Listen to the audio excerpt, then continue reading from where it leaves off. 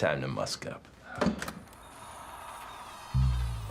All right, top 5 recommendations for the month of February. There's gonna be no lovey-dovey fragrances here. Nothing for Valentine's Day, so let's just get that out of the way. Let's begin.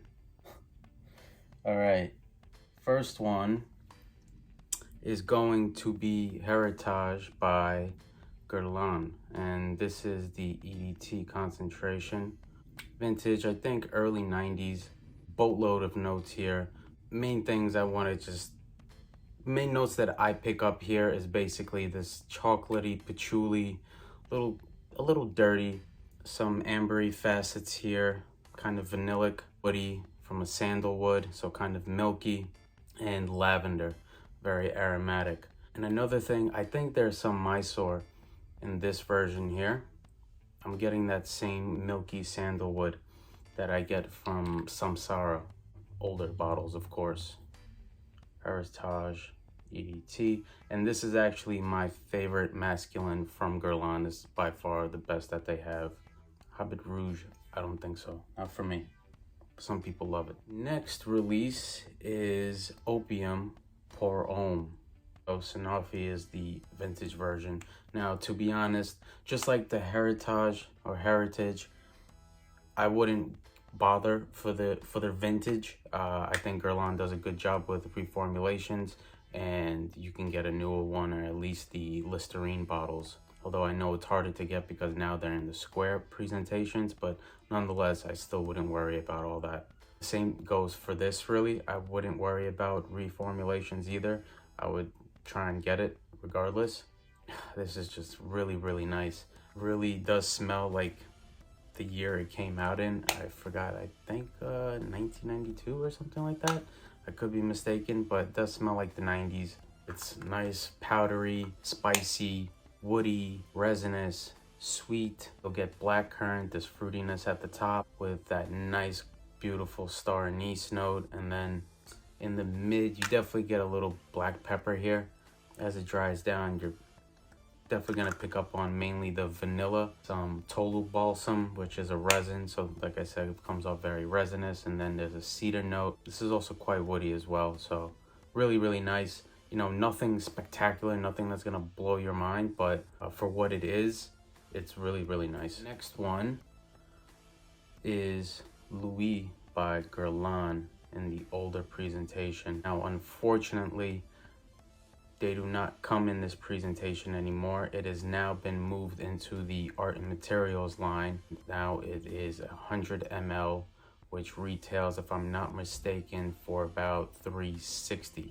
You could get these on the gray market for about 80 bucks at the time. And I took advantage, fortunately. Usually people jump on these things, but not on this one.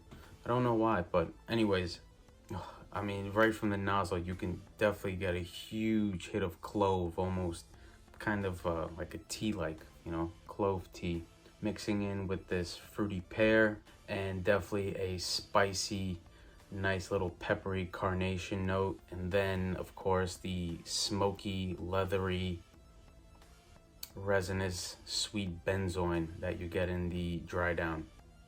Really, really nice. Fantastic. Louis. Next one here. Wow, I didn't realize I have basically only 3 brands here. I picked 2 of the same brand, two of the same brands. All right, so this one here, people are iffy about. Some people say it's great. Some people say it's nothing special. I'm kind of in the middle, and sometimes you just want a fragrance to just spray on that does its job, and that's it. And this is perfect for work. Perfect after a shave, to be honest, because well, it smells like shaving cream, and that is Yves Saint Laurent Rive Gauche in this shaving cream can. I mean, I think it's pretty damn cool. Just lavender. I think there's some aromatics here. I'm not sure as it's sage or thyme, but it feels like every single aromatic note you can think of is in here. Definitely some tonka bean here as well. Powdery, metallic, aromatic. Just think of Barbasol shaving cream. Yeah, if you're familiar with that, then you're familiar with how this fragrance smells. And last but not least, Histoires de Parfums 1740. And this is really nice. One of the best releases that I've tried from the brand, and a lot of people really like this. And this is basically a leathery immortelle fragrance. Vintage, definitely vintage touches here, almost like a heritage EDT in a way. But the patchouli comes off here a little bit cleaner. It definitely comes off honey-like from that spicy, resinous immortelle note in here, mixing with the leather.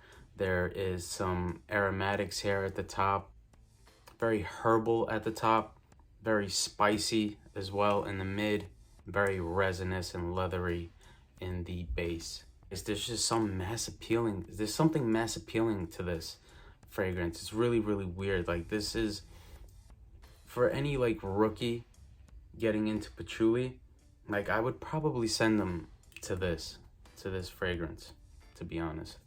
1740, really nice. And they come in this nice little 15 ml bottle. All right, that's my list for February. Let me know what you're wearing in the month of February. Take care. Bye.